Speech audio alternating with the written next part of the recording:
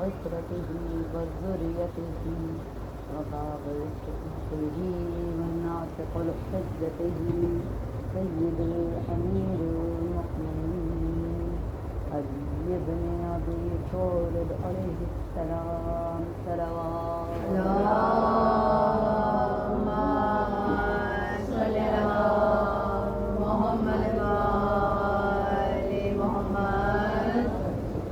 الصلاة والسلام على الطيبين الطاهرين المعصومين المظلومين.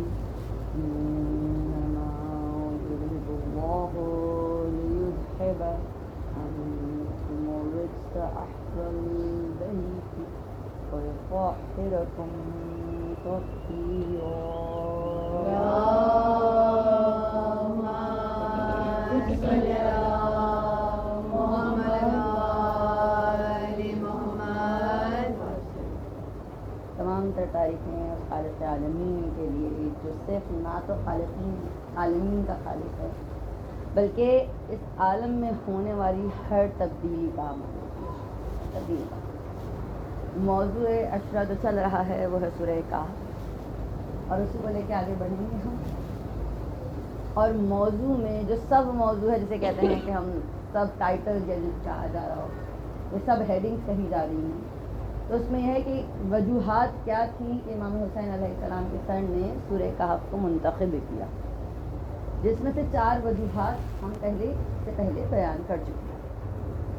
آج ہم 5ویں وجہ کو لے کے چلیں گے.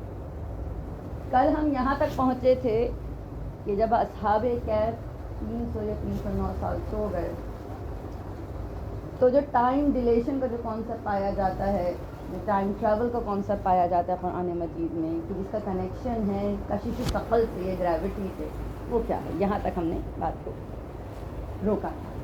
آج میں وہیں سے شروع کروں گی.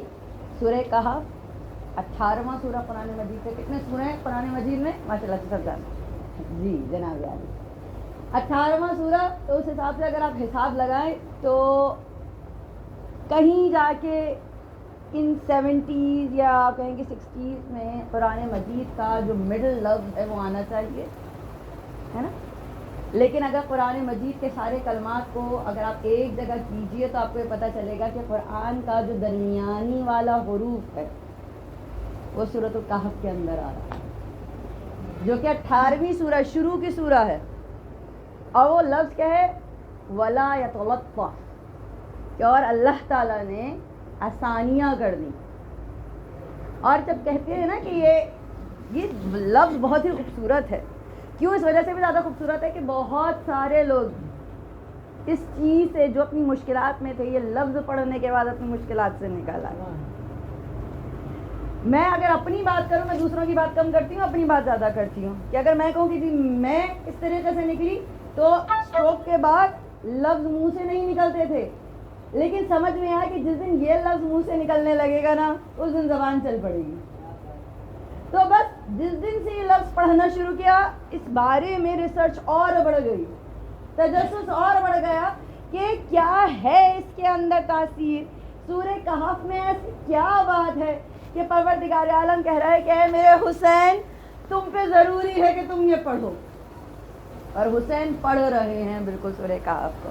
اور اتنی خوبصورت بات ہے کہ آپ سورہ کہف کو کریں گے نا، میں اس سے پہلے بھی بتا چکی ہوں کہ سورہ کہف کے اندر 110 آیات ہے، 1577 کلمات ہیں، 6307 حروف ہے.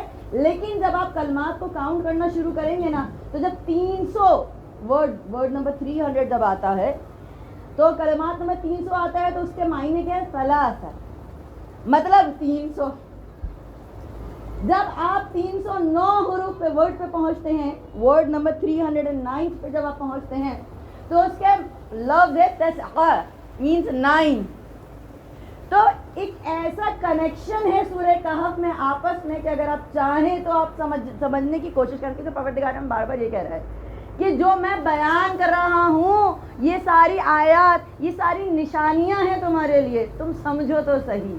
ہے کوئی جو آ کے سمجھے اور سمجھنے کی کوشش کرے. ہم لوگ کرنا ہے، ہم بچوں کو چھوٹی چھوٹی کمپریہنشنس کرا رہے ہوتے ہیں نا. انگلش کی کمپریہنشن ہو رہی ہیں, اردو کی مشق ہو رہی ہیں, لیکن ہم بھول گئے کہ قرآن مجید کی بھی تو کمپریہنشن کرانی تھی ہمیں, وہ رہ گئی. اور آج نہیں, یہ پورے عشرے کا موضوع ہی ہے کہ ہم تھوڑا سا اس کو کمپریہینڈ کر پائیں, تھوڑا سا سمجھ پائیں. زیادہ نہ صحیح, بہت ہی کم علم ہے یہاں پہ. میں اپنے بارے میں کہہ رہی ہوں, جب بھی میں کہوں تو میں بہت کم علم ہوں, ابھی بھی علم حاصل کر رہی ہوں. تو اس مطابق اگر میں کہوں کہ ساتھ لے کے چلیں, ہم واقعے تک پہنچے تھے کہ اصحاب کہف سو رہے تھے اور یہ ہوا, ایسا ہوا. وہ سو رہے ابھی. جب جاگے تو انہوں نے سوال کیا کہ ہم کتنی دیر سوئے. انہوں نے کہا, ایک نے کہا کہ ہم شاید ایک دن سوئے, ایک نے کہا کہ ہم شاید ایک دن کا بھی کچھ حصہ سوئے. ان کو نہ ان کے بال بڑھے, نہ کپڑے خراب ہوئے, نہ رنگ, نہ ساری چیزیں میں آپ لوگوں کو کل تفصیل میں بتا چکی ہوں. اب اس سے آگے جاتے ہیں. ان میں سے کسی ایک نے کہا, تاریخ نے لکھا ہے تلمیخہ نے کہا, تو اس نے کہا کہ جاؤ باہر سے جا کے کچھ کھانے پینے کا سامان لے کر آؤ کیونکہ ہمیں بھوک لگ رہی ہے. یہاں پہ میں آپ کو روکوں گی اس لفظ, کیونکہ قرآن مجید نے ایک جملہ کہا ہے کہ اس نے جب بھیجا تو یہ کہہ کے بھیجا کہ جو غذا لانا وہ پاک لانا. پاک غذا کا مقصد کیا تھا؟ ہر لفظ پہ اگر ہم چاہیں تو ہم سوچ سکتے ہیں کہ کیا کہہ رہا ہے پروردگار تعالیٰ. دیکھیں, آج ہم بڑے دھڑلے سے باہر جاتی ہوں اور جا کے کچھ بھی کھا لیتی ہوں. کیا ذہن میں یہ تصور آتا ہے کہ یہ پاک ہے؟ بہت زیادہ اچھا ہو گیا تو میں یہ کہوں گی جی ہائیجینکلی کلین ہونا چاہیے, ایسا نہ پیٹ خراب ہو جائے, یہی ہو رہا ہوتا ہے. لیکن وہ کیا کہہ رہے ہیں کہ دیکھو پاک غذا لے کر آنا, ایسا نہ ہو کہ وہ مردار کی ہو, ایسا نہ ہو بے ذبح کی ہوئی ہو, اللہ کا نام لیے بغیر جو ذبح کی گئی ہو وہ ہو. ایسا نہ ہو کہ وہ اس حساب سے بنائی جائے کہ وہ اس کے اندر کسی جانور کا یا کسی کا فضلہ شامل ہو. ہاتھ نہ دھوئے ہوئے, آج کل زمانہ ہے ایکسپائلری کا, آپ سب جانتے ہیں ماشاء اللہ سے. تو یہ ساری چیزیں, اس کے باوجود حق حلال والی غذا چاہیے. اچھا, دوست ہے, کل یہ بتا چکی ہوں, بیان کر چکی ہوں. دوستوں کی اہمیت دیکھیے گا. سورہ کہف کیا بتا رہا ہے؟ سورہ کہف یہ بتا رہا ہے, ہمیں سمجھا رہا ہے کہ دیکھو ایک شخص نے کہا تھا کہ میں چھوڑ کے جا رہا ہوں, اس کے ساتھ اس کا دوست ہو لیا. وہ شخص منسٹر ہے, اس کے ساتھ اس کا دوست ہو لیا, اس دوست کے ساتھ اس کا دوست ہو لیا, اور اس دوست کے ساتھ اس کا دوست ہو لیا. اور جب وہ چل رہے ہیں تو ایک چرواہا ساتھ آ گیا, اور اس چرواہے کا کتا ساتھ آ گیا. دیکھیے کس طریقے سے اللہ ہدایت دیتا چلا جا رہا ہے. تو بس دوستوں کی اہمیت کا دن ہے آج, اور اس حساب سے دوستوں کی اہمیت کا دن ہے کہ کربلا والا میں حسین اگر کسی کو بلا رہے ہیں تو ایک دوست کو بلا رہے ہیں.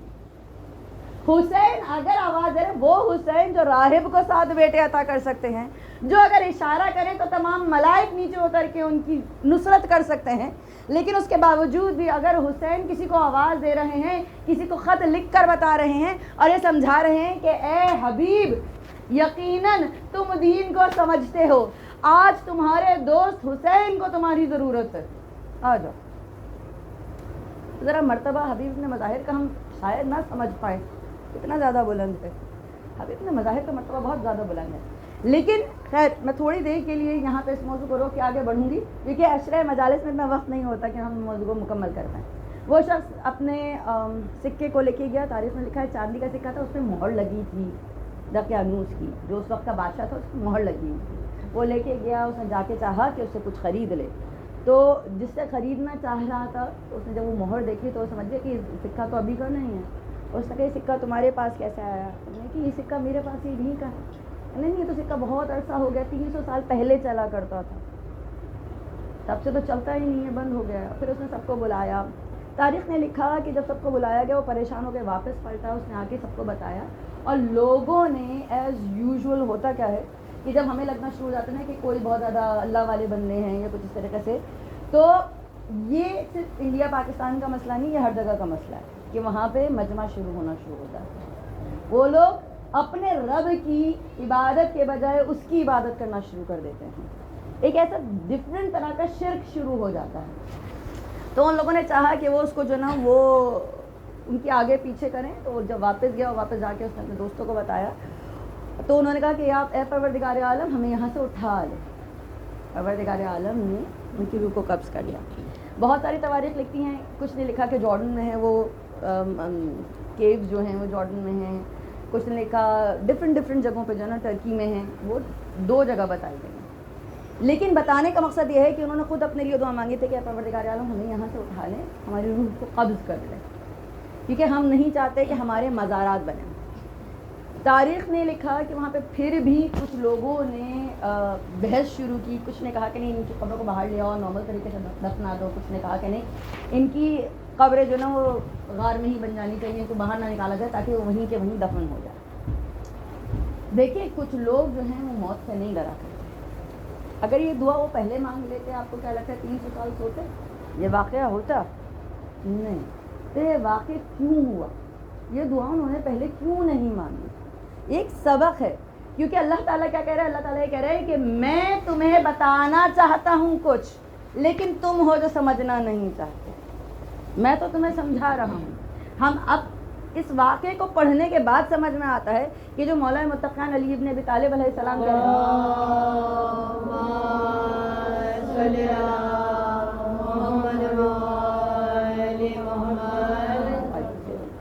جو کہہ رہے ہیں نا فزت برب الکعبہ، کعبے کے رب کی قسم میں کامیاب ہو گیا.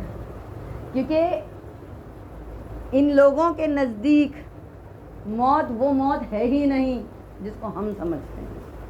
ہم نے یہ سمجھا، کیونکہ میں نے کل بھی یہ بات بتائی تھی کہ تبدیلی کی نسبت کو قائم کرنے کا نام ہم وقت بتا دیتے ہیں.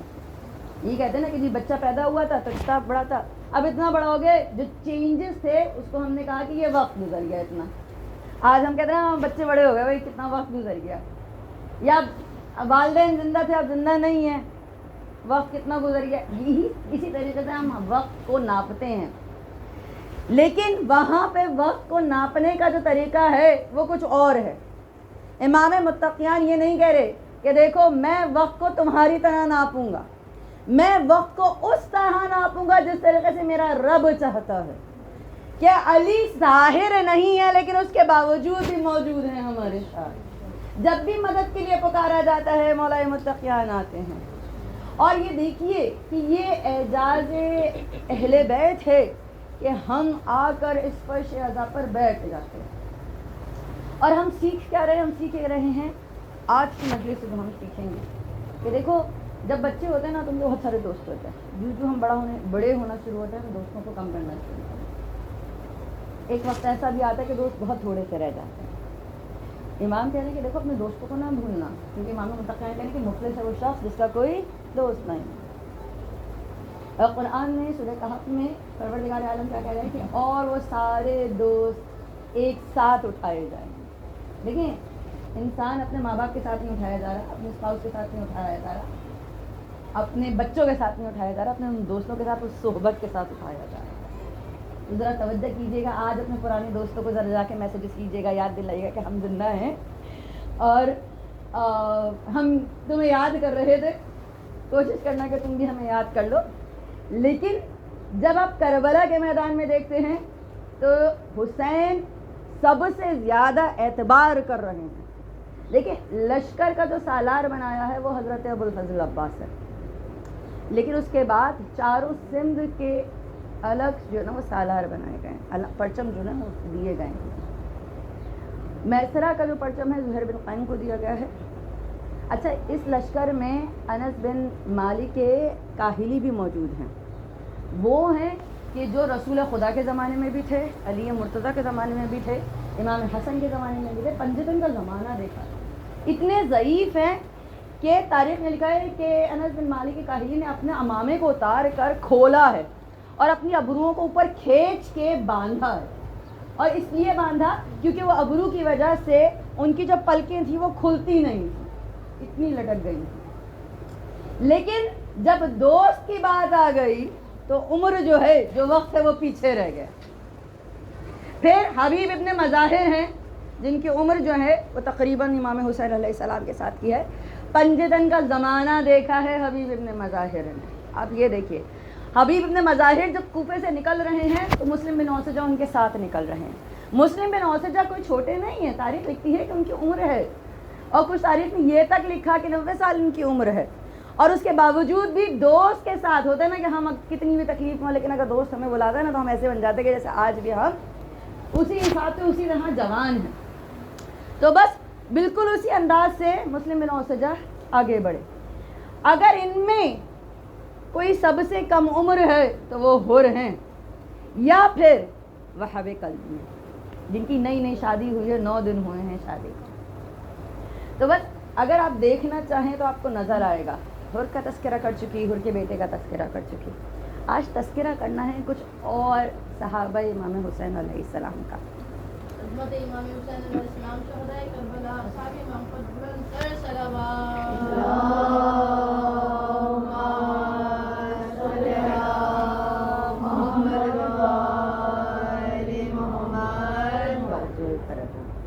تو آپ دیکھیں وہاب قلبی کا سنتے ہیں نا کہ حسین علیہ السلام نے بلوایا تھا.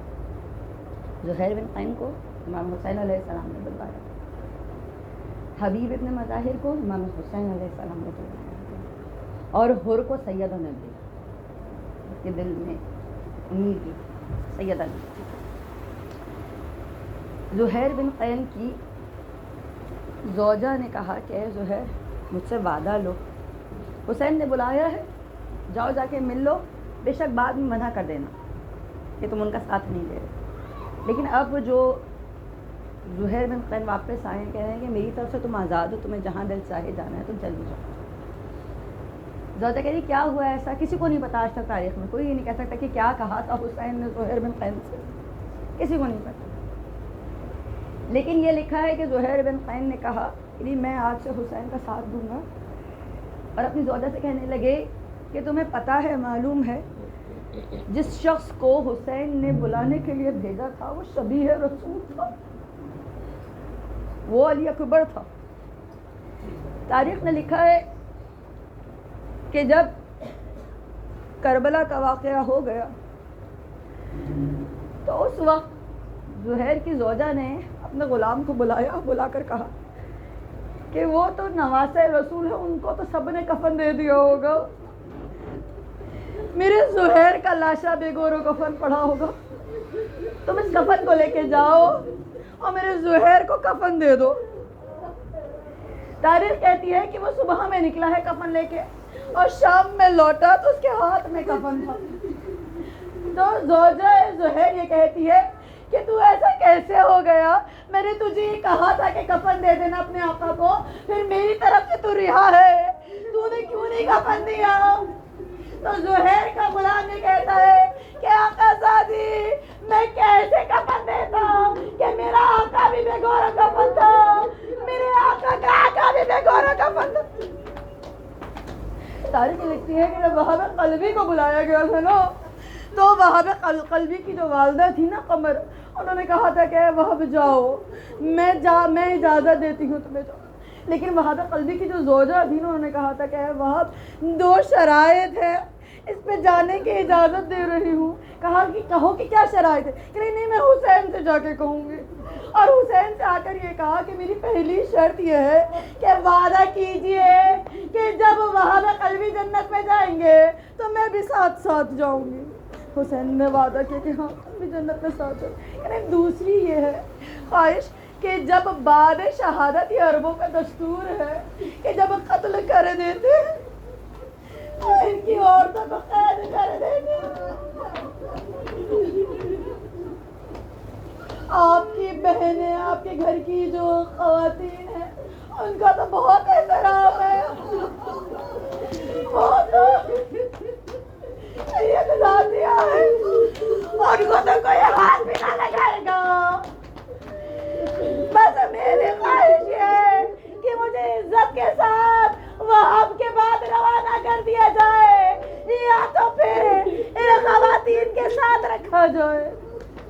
ارے حسین کی آنکھوں میں آنسو ہے, کیسے کہیں کہ جو تو سوچ رہی ہے وہ غلط ہے. ارے انسان کے ساتھ تو وہ ہوگا جو آج تک تاریخ میں کسی کے ساتھ نہ ہوا. ارے سید زادیاں ہوں گی, بے مخنا چادر ہوں گی, ہاتھ پسے پشت بندے ہوں گے, نیزے کی علی چبائی جائے گی, چبا چبا کے گردن سے خون نکلے گا.